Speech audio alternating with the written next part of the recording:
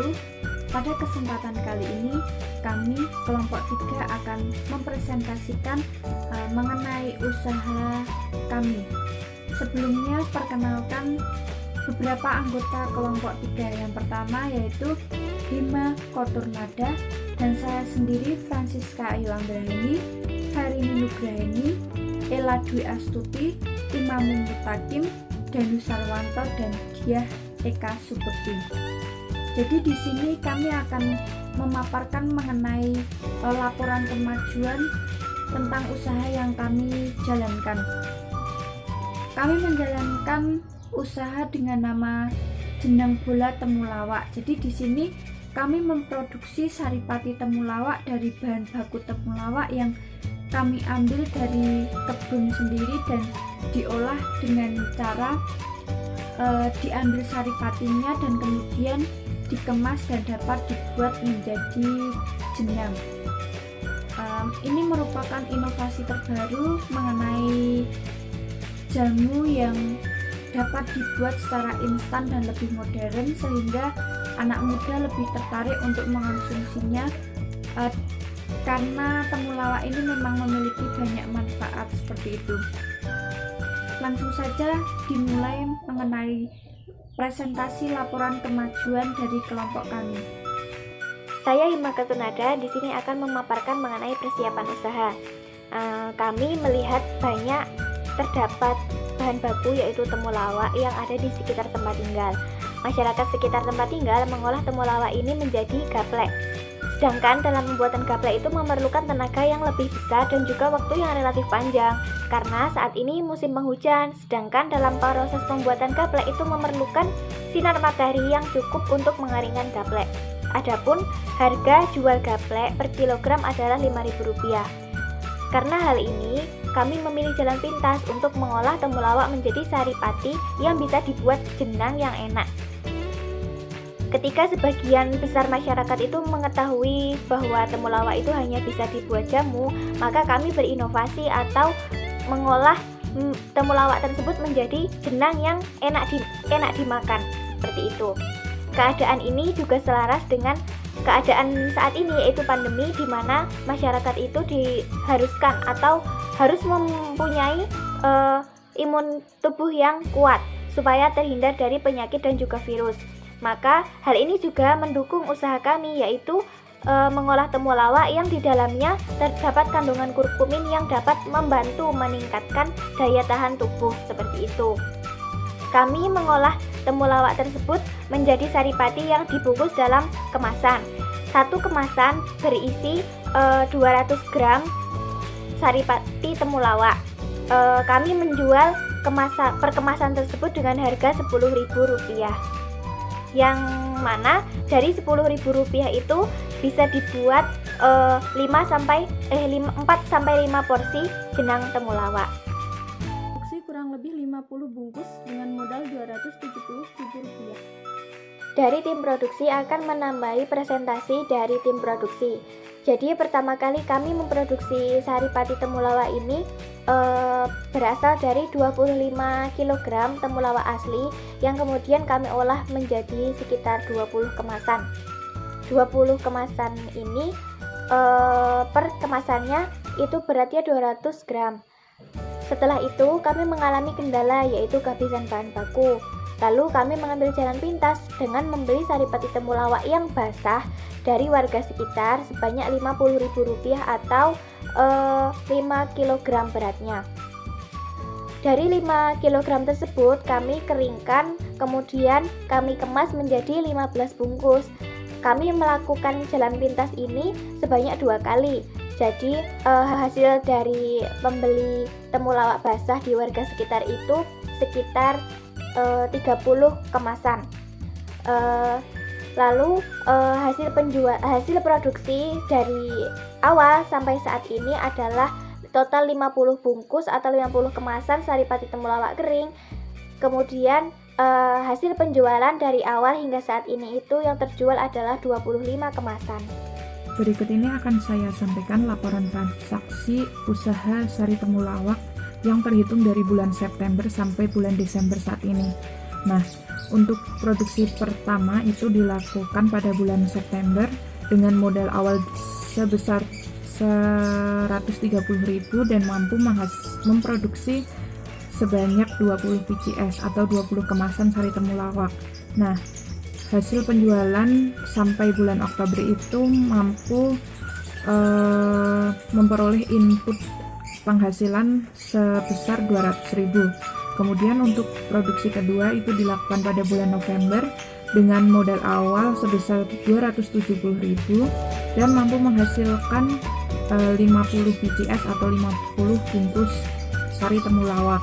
Namun sampai saat ini yang terjual itu baru 25 BCS, sehingga pada produksi kedua ini baru mampu memperoleh input sebesar 250.000. Dan rencananya produksi kedua ini mampu dihabiskan pada bulan Desember ini, sehingga rencananya pada produksi kedua ini dapat memperoleh input sebesar 500.000 dan itu belum termasuk laba bersih atau keuntungan bersih. Strategi pemasaran kami ada dua cara, yaitu strategi melalui media sosial dan melalui sosialisasi dari mulut ke mulut. Melalui strategi kami melalui media sosial ada dua, yaitu media WhatsApp dan media Instagram. Media Instagram biasanya para follower kita itu sudah alhamdulillah sudah ada sekitar puluhan, dari dulu yang hanya belasan. Follower kita biasanya mendm admin untuk menanyakan produk kami.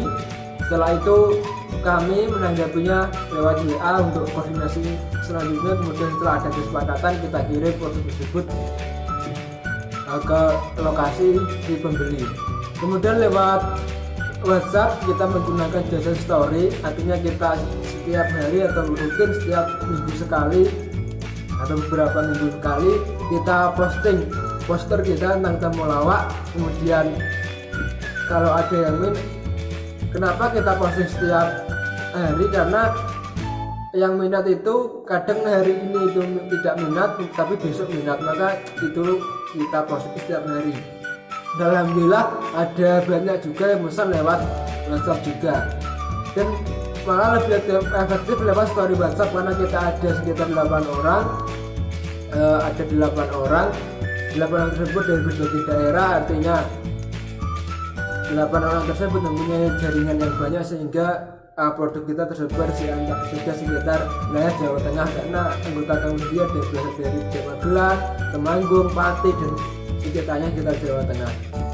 Kemudian sosialisasi dari mulut ke mulut, yaitu kita akan keadaannya lagi daring, artinya posisi kita sedang di rumah masing-masing, maka kita mensosialisasikan sendiri kepada tetangga kita masing-masing. Itu strategi pemasaran dari kami, dan alhamdulillah sudah ada peningkatan hasil yang kami dapatkan. Untuk hasil nanti akan dijelaskan oleh di bidang keuangan itu sendiri. Terima kasih. Untuk laporan selanjutnya yaitu laporan keuangan.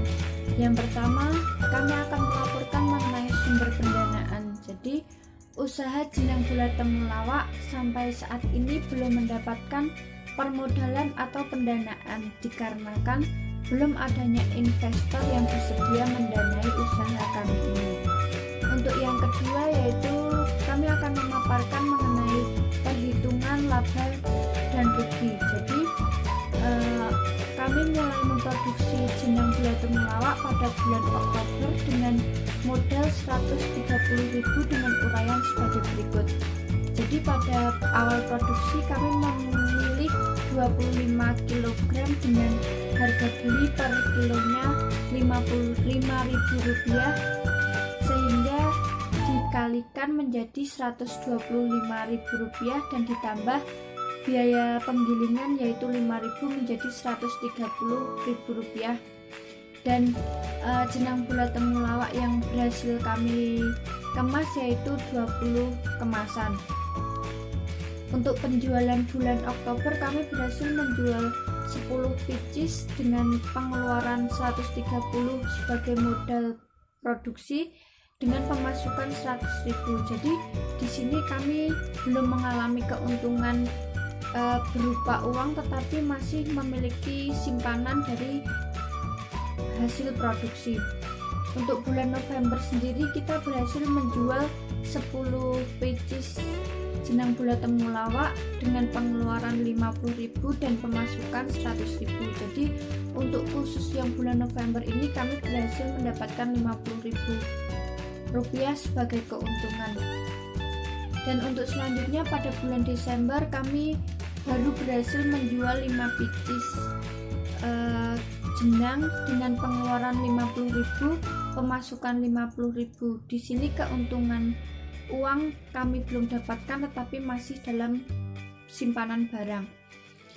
Pada bulan Oktober sampai dengan bulan Desember ini omset penjualan hanya mengalami kenaikan yang sedikit dan bahkan pada bulan Desember ini mengalami penurunan. Hal tersebut terjadi karena masih dalam fase pengenalan kepada konsumen. Mulai bulan Desember ini sudah mulai mendapatkan keuntungan yang cukup baik, dalam artian ya masih ada sisa produksi yang cukup banyak seperti itu. Hal tersebut masih dalam fase pengenalan sehingga belum mendapatkan nama di kalangan masyarakat. Bagian ketiga yang akan kami paparkan yaitu proyeksi pendapatan 3 tahun ke depan. Untuk proyeksi 3 tahun mendatang kami bagi menjadi 3 tahap. Yang pertama yaitu pada semester 1 dan 2 kami fokus pada riset pasar, pembangunan varian jenis rempah, dan penambahan ekstrak. Untuk tahap kedua yaitu pada semester 3 dan 4 kami fokus pada pemasaran melalui beberapa sektor, baik itu sektor online maupun offline. Untuk online kedepannya kami akan fokuskan kepada orang-orang kota dan anak muda karena mereka yang menginginkan barang secara instan. Dan juga alasan lain yaitu temulawak yang susah didapatkan di kota. Sedangkan offline kami akan mengincar toko-toko jamu dan pasar. Untuk tahap yang ketiga yaitu semester 5 dan 6 kami fokus pada penguatan sumber daya manusia dan internal guna menghadapi produksi yang lebih besar lagi. Selanjutnya untuk evaluasi pelaksanaan usaha, pertama-tama dari bagian produksi. Jadi selama kami memulai usaha ini dari bulan Oktober, itu kami sempat mengalami kekurangan bahan baku yaitu temulawak, walaupun pada saat itu pesanan dari konsumen ini terbilang masih banyak. Nah, kami mencari solusi yaitu dengan cara membeli bahan baku yaitu temulawak dari warga di sekitar tempat kami produksi, di mana warga sekitar itu juga memiliki bahan baku temulawak. Kami membeli dari mereka itu masih berbentuk saripati temulawak, namun belum kering, belum dijemur. Tapi walaupun kami sempat mengalami permasalahan tersebut, untungnya hal itu tidak banyak mempengaruhi ke proses produksi kami maupun ke keuntungan yang kami dapat.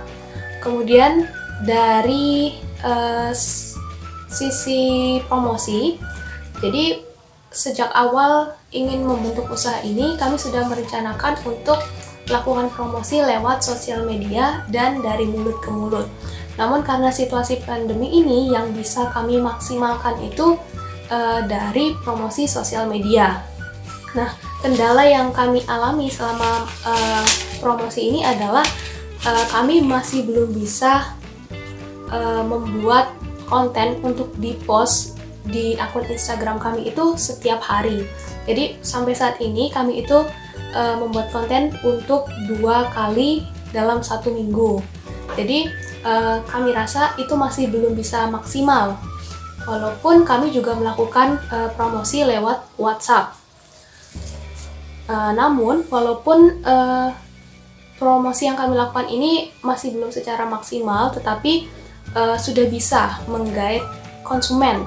Nah, ini jadi terbukti dari sudah ada beberapa konsumen yang membeli produk kami yang awalnya mereka tahu bahwa ada produk kami ini dari Instagram maupun dari WhatsApp. Seperti itu. Kemudian dari sisi keuntungan yang kami dapatkan. Jadi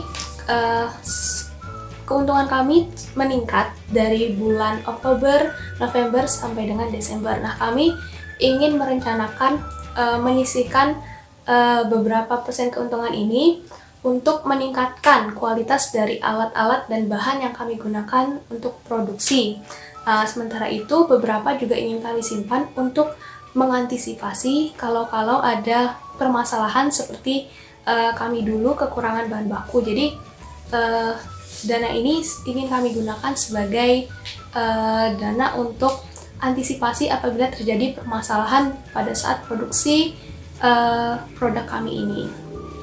Sampai sejauh ini hanya itu evaluasi dari pelaksanaan usaha yang kami lakukan.